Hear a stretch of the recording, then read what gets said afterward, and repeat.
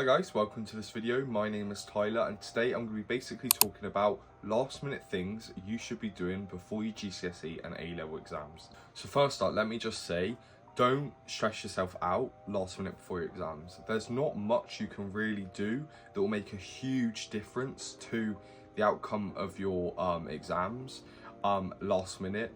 But it's so good to just do these little things to just help you that tiny bit extra with your exam. So yeah, I would honestly say prioritize your health over studying when it comes to last minute.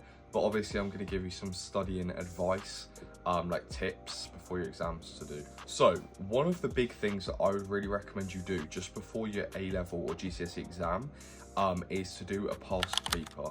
Do a couple past papers, or not even just a past paper, maybe some past paper questions on specific topics, because I really think that's probably the best way to prepare yourself for the exam, because it is an exam, it's a practice exam, so it's just like what you're going to be sitting very soon. So obviously you get the experience of being able to sit through those questions, answer those questions just like you would in the real thing. Now obviously I'm not saying you need to be doing like hundreds of past papers the night before, obviously, but at least try maybe one or maybe a couple questions from one, just to basically get yourself into that feeling of what it's like to do the exam and practice those questions. Now kind of relating to past papers, what I also recommend you do is go through video walkthroughs of specific questions that tend to come up in your exam. So for example, I did A-level chemistry, and anyone that does A-level chemistry or even really GCSE chemistry, you will know that chemistry questions tend to repeat a lot. So this means there are a lot of websites and YouTube videos that show people going through these specific questions that tend to repeat a lot, just so you can know how to answer these questions if they come up. So yeah, I went through a lot of these different videos of people just going through these specific questions that do tend to come up a lot, and honestly it really helped, especially with the numerical questions, like the mathsy questions. They tend to have a specific formula you need to remember, or a specific certain number of steps that you need to do in that equation to get to the answer, and honestly it's so useful to just go over video walkthrough, someone else going through it and you being able to basically copy what they're doing and understand how to do that specific question.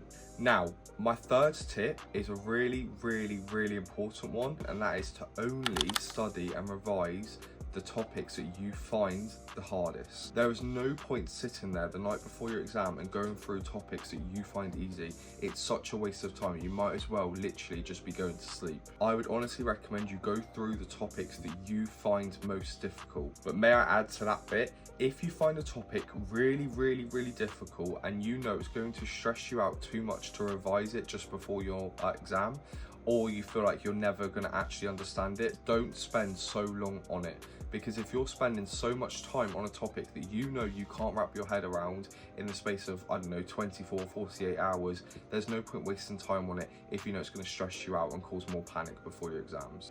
For example, I did A-level chemistry, like I said, and I really struggled with the electrodes topic. I really struggled with it. I did spend a lot of time on it, but honestly, I felt like I could have spent it in other topics that maybe I could have easily picked up the marks if I spent an extra time on those other topics, because electrodes, I just couldn't wrap my head around. Now, my fourth tip would be to test yourself using flashcards. So any active recall really, flashcards, maybe blurting, something along those lines. And that basically will increase your memory capacity for all these different words and definitions. Now, I'm not saying write a load of flashcards, because honestly, if you've only got like a night before your exam, there's no point wasting hours just writing loads of flashcards just to use them literally for that night and maybe a few in the morning. It's just such a waste of time. But honestly, if you have any flashcards already, use them and really test yourself, or get someone else to test you on those flashcards. Active recall is the best method of revision, hands down.